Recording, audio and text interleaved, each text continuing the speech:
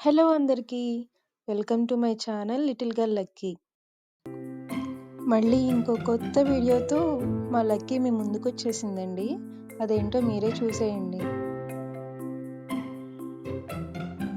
మా ఇంటి బయట 3 చిన్న పప్పీస్ ఉంటాయండి. అందులో ఈ పప్పీ ఒకటనమాట. అయితే ఈ 3 పప్పీస్ అంటే మా లక్కీకి చాలా ఇష్టం. ఎంత ఇష్టమో అంత కోపం కూడా. వాటిని చూస్తే చాలు గట్టి గట్టిగా అరిచేస్తుంది. ఫస్ట్‌లో నేను కూడా ఇదే అనుకున్నాను. వాటిని చూసి ఎందుకిలా అరుస్తుందా అని. మేబీ అవంటే దీనికి ఇష్టం లేదేమో అనుకున్నాను. కానీ తర్వాత అర్థమైందండి. వాటితో ఆడుకోవడం కోసం అది అరుస్తూ ఉంటుంది.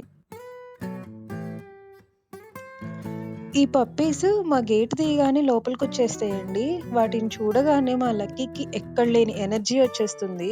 వెంటనే ఇంట్లో నుంచి బయటకొచ్చి వాటితో బాగా ఎనర్జిటిక్‌గా ఆడేస్తుంది. తనకి ఎంత నిద్రొచ్చినా, పోనీ ఎంత నిద్రలో ఉన్నా, లేదా తింటూ ఉన్నా, ఏం చేస్తున్నా సరే ఆ పప్పీస్‌ని చూడగానే వెంటనే బయటకొచ్చేస్తుంది. వచ్చి చక్కగా ఆడుకుంటుంది. ఈ పప్పీ అయితే లోపలికి ఎందుకొచ్చానురా బాబోయ్! అనుకుంటుందండి పాపం. చూడండి ఎలా చేస్తుందో మా లక్కీ. టఫ్ రెజ్లింగ్ జరుగుతుంది ఇద్దరి మధ్యలో. కానీ ఫైనల్‌గా మా లక్కీయే గెలుస్తుందండి ఎప్పుడూను. ఈ పప్పీ నేను నీతో ఆడను బాబోయ్! అంటున్నా సరే, దాని వెనకే పడుతూ, దాన్ని ఎక్కడికి పోనీకుండా దాన్ని మీదకి కంప్లీట్‌గా ఎక్కేసి ఆడేస్తుంది. అది మెట్లెక్కి పైకి వెళ్ళినా సరే, దాన్ని కిందకి తీసుకొచ్చి మరి "నువ్వు నాతో ఆడతావా లేదా" అని కూర్చుంటుంది చూడండి. ఇంత అల్లరి పిల్లని మీరెక్కడైనా చూసారా? పాపం ఆ పప్పీ బాధ చూడలేక ఇంక నేనే దాన్ని పట్టుకొని బయటకి తీసుకువెళ్తుంటే, మా పప్పీ చూడండి ఎంత గొడవ చేస్తదో బయటకి తీసుకెళ్ళొద్దు నాకివ్వు నేను ఆడుకుంటా అని చెప్పి.